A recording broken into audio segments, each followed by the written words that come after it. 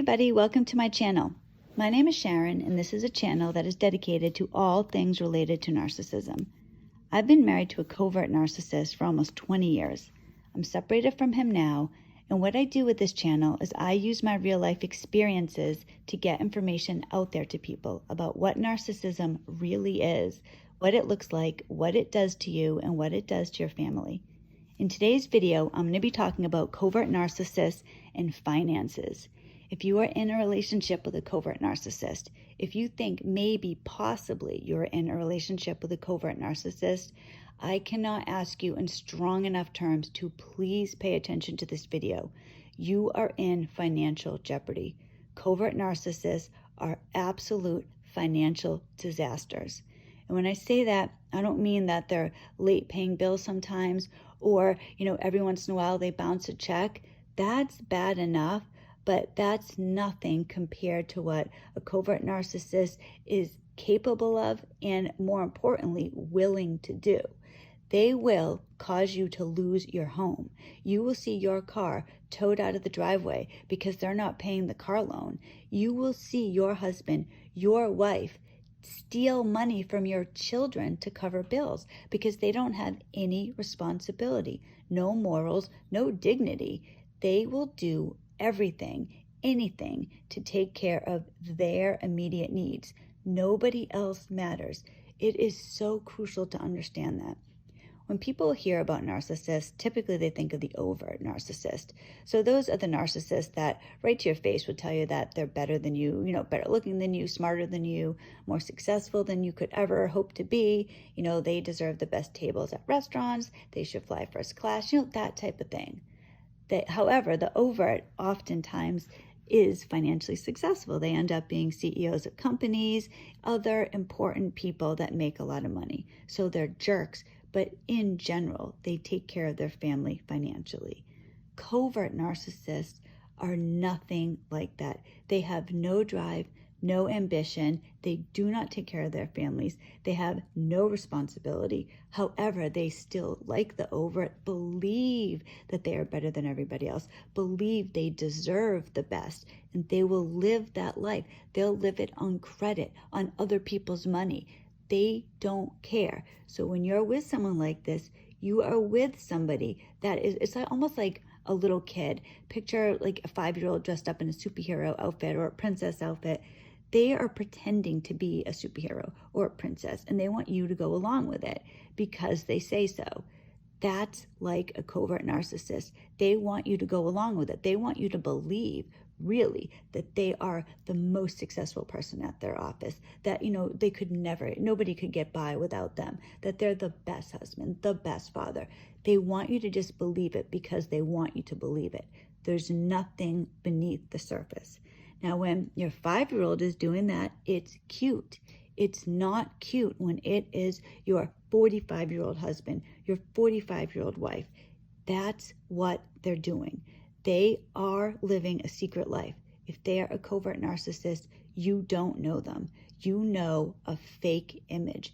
You know their persona, and it's very fragile. Their existence is incredibly fragile. If anything goes wrong, they will absolutely collapse. They'll give you a silent treatment. They could be abusive. They'll just take off. That's what they do. That's your life. They are taking you on a ride through hell. You have no idea. They're essentially kidnapping you and forcing you along. You don't know. Nobody would go willingly. That's why it's so crucial. I really think people need to know red flags of narcissism, because if you don't know, you're incredibly vulnerable. And this has happened to so many people. This has happened to me, and I try in my videos to use my examples to help people see the reality of who this person is. And it's a very difficult situation, especially if you're in, a marriage with somebody, because essentially you need to not trust the person you're with. So who's going to do that? Nobody's going to marry somebody that they don't trust. That's why seeing red flags, recognizing them are so crucial. And then on top of that, having the inner strength to act on the red flags. It is so much better to see these things early than later to live in regret. Nobody wants to not trust their spouse. I totally get that. But when I look back on my relationship, there were red flags, and I really want to warn people, please pay attention to these red flags. My husband told me so many lies. It started off when we were first dating. He told me when he was 25 that he bought his own house. It was a three family home, and he lived on the top floor, and he rented out the two other apartments. He told me he did that all on his own. I believed him. I was impressed with his financial success. It was all a lie. His parents bought him that home. I didn't know that. So after we got married, he's telling me, I'm thinking he's financially successful. He's telling me he wants to take care of all the bills. He wants to do this for me. He wants me to stay home with our kids and concentrate on being a great mother, because he has the ability to care for all of us. And he really wants to do that because he loves me so much. He just wants to give me all my dreams. I fell for it. I believed it. And there seemed to be evidence to back it up. Later, though, we had been married for a couple of years, and suddenly he told me one day, he woke me up to tell me this, that we had no money, there was nothing, and that he had to call his parents because they could help us out. I had nothing to do with this. I didn't spend all the money. In fact, I never even used a credit card. I found out later that my husband had 6 credit cards that he was using. I had no idea. I knew he had 2 credit cards, but I didn't know that he had 6 that he had maxed out. Of course, he told me he did it for me because he just loves me so much. He wanted to take care of me. He wanted to give me everything that I needed or wanted. He said, I can't say no to you because I just love you so much. I am embarrassed to tell you, I believed it. But then it's hard because why wouldn't I believe it? It seemed to be true. I thought he had bought his own house. I thought he was successful. So he tells me that he has to call his parents and because they can help us out. So I hated that. I didn't want him doing that. I was trying to talk him out of it. But of course, a covert narcissist is going to keep secrets from you until they cannot do it anymore, until literally a sheriff shows up at your door to tell you you got to get out. This is why it's so crucial to take precautions. So he called his parents and they gave him money. So within 24 hours, I had heard that I have nothing. Then there was like a big check at the door and everything was fine again. And he was acting like everything was great. There was no problem at all. And, he was so sorry. And it was all because of me, because he wants to take care of me. He loved me so much. I believed him. And this is the very difficult thing. I later told my parents this story and they blamed me. They blamed me for the later financial disaster, which I'm going to talk about later in the video. How could you not know? You must have known. There's no way that he could have kept that hidden from you. It's my fault. I didn't know. And I really look at it like as if, because it's my husband. Why wouldn't I trust my husband? It's my husband. Who is going to marry somebody they don't trust? You believe this person. So it would be like if I told my kids, I'm going to pick you up at 3 o'clock at the mall. Then 3 o'clock comes and goes. I don't show up. I'm nowhere to be found. And other people are saying to my kids, well, how could you have believed that she was going to come? Why did you believe that? You can't trust your mother. It's your mother. Of course she's going to not show up. Of course she's going to let you down. That's how I look at it. People blame you when you don't know. I don't like having a victim mentality, but just realistically, you're a victim in this. If this happens to you, it's not your fault, but you're blamed. Nobody blames the narcissist. They didn't know. My parents later said to me, well, you didn't even work. It must have been so much pressure for him. He told me he didn't want me to work. This is what happens. You're blamed. You are a victim and you are blamed.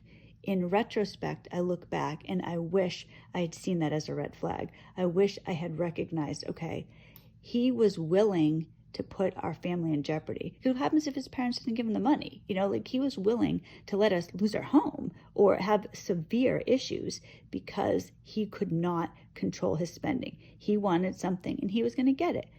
He was not paying the electric bill, but he was smoking $10 worth of cigarettes every day. He was drinking 2 bottles of wine every night. So he was spending $20, $25 a day on himself, but he didn't care about me. He didn't care about the kids.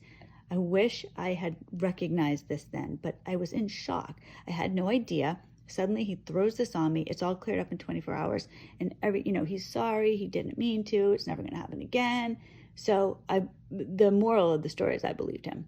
So then a couple of years later, it happened again. He told me he was going to get rid of the credit cards. He didn't. Then he tells me one day, so we had gone out. It was a great day. My family and my kids and my husband, we all went out. We had a good time. We come home, and I said, oh, you know what? I'm going to head out to the grocery store. I just need to pick up a few things. You can't. Why not? Because there's no money in the checking account. What? So I was so angry. And of course, he's not going to answer me. He's not going to talk to me about this. He just shut down. Immediate silent treatment, and then he left. I was livid. So of course he's going to call his parents again. He's going to call them. They're going to take care of it because he's in his 40s, but he has to call his parents to take care of our bills now, because it's always us at this time. So he took off. He's not talking to me. I had to go grocery shopping for my kids with the money I had in my purse, which was $25. I was scarred. This was painful to this day when I think about it. $25, I'm trying to shop for 4 people. We were eating peanut butter. Of course, his parents give us the money. Then it's all great again, because narcissists, not codependents, covert narcissists believe they're entitled to other people's money. There's no pride. There's no shame. I would never ask my parents for money. He does. He doesn't care. It's not a problem. He considers it, he's worthy of it. He's trying to take care of his family, and he's probably thinking to himself, well, it's really Sharon's fault anyways. This is what they do. So at that point, though, thank God I started wising up, and I knew I couldn't trust him. Now, I didn't know he was a narcissist at this point, but I knew I couldn't trust him financially because he had done this twice now, and I was really scarred going shopping with $25. So I started, and this is what you need to do. If you think that you are with a covert narcissist, if you know you're with a covert narcissist, they will hurt you. I got so lucky last year. I'm going to talk about this story in a minute. Just going back to the second time. So I started saving money. I started realizing I couldn't trust him. I vowed I was never going to go to the grocery store again with $25. I was going to at least be able to buy groceries. I wanted to have enough money to cover our mortgage, 1 month of the mortgage.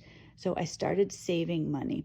What I would do, unbeknownst to him. So I opened up my own checking account, and then I started saving money. Every time I went to the grocery store, I would take, because I had a grocery budget, so I would try to stay under the budget, and whatever was under, I would take as cash back. So if it was $5, I would take that. And sometimes it could be $20 or $25. I would take that money and put it in my checking account. It was just mine. It was only in my name. I had some money. So at the very least, I could go grocery shopping. I went, I ended up saving and saving. I started selling things on eBay. I started thinking about ways I could make money at home, because he didn't want me to work. He wanted me to stay home and take care of the kids. So I was trying to find ways that I could get some money.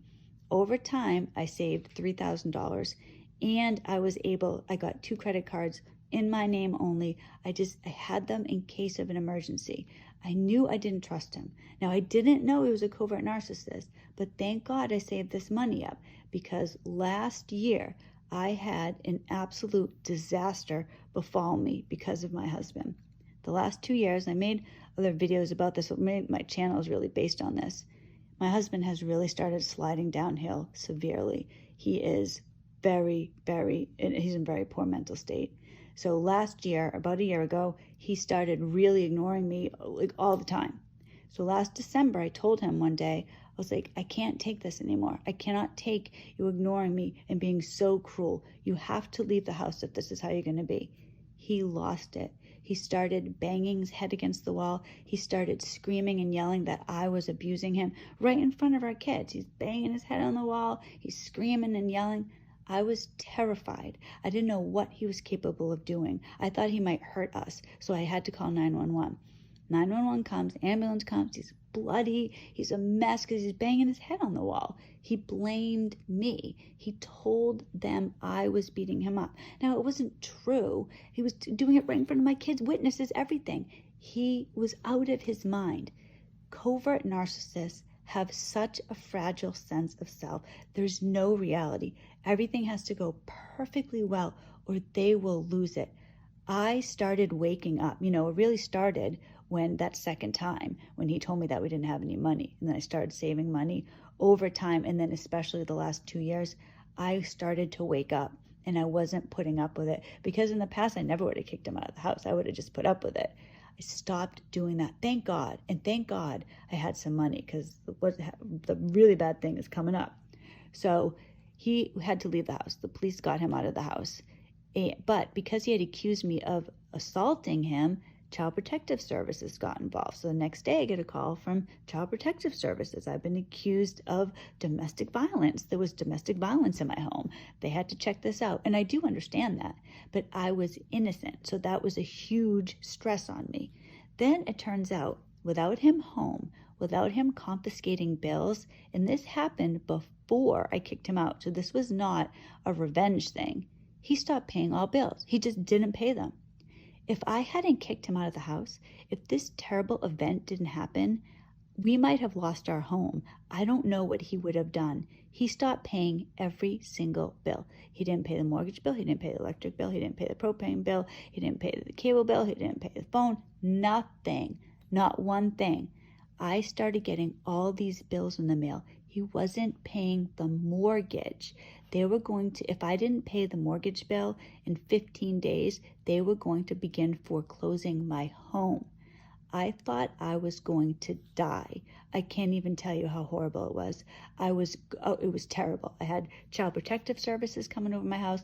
I had thousands of dollars of bills that he hadn't paid. Then I called my husband at work and I said, "You're not paying any of the bills? I'm getting all this mail." No, if that was his reaction. There's nothing there. So when you are with a covert narcissist, this is the potential. You have to protect yourself. Thank God I had that money. I had to spend every single dime of it to cover the mortgage and the other bills. I had to take a loan off of my credit cards. I have credit card debt now because of it. However, I was able to pay the bills. I saved my family from being out on the streets. That's what a covert narcissist can do. This is the potential. It is so crucial for you to understand the realities of who a covert narcissist is. Now, I recognize that a lot of people like me aren't going to know this until it blows up in your face. But if you recognize any red flag, anything, I am begging you, take precautions. This person is not on your side. They will not protect you. When something bad happens, they are out of there. You really are on your own. And I'm so sorry to say that, but really, the reality of your life with a covert narcissist is so bad. If you can protect yourself, if you can start saving, even if you had $100, that can make the difference sometimes. You have to plot and plan. I mean, it's horrible. You're married. You don't have to plot and plan against your spouse. But in order to survive, in order to live the life that you deserve, not the life that they are forcing you to live, you have to do this. Thank you so much for watching this video. I know it's kind of a long one, so I'm going to wrap it up. Really appreciate it. I hope I help somebody. I hope people recognize what I'm trying to say. They are not on your side. But so many people are. So many people understand. You're not alone. And I know you can do this. Thank you. Please like the video. Please subscribe to the channel. Please watch my videos. I make videos every Monday, Wednesday, and Friday. So if all goes well, I will see you in the next video. God bless you.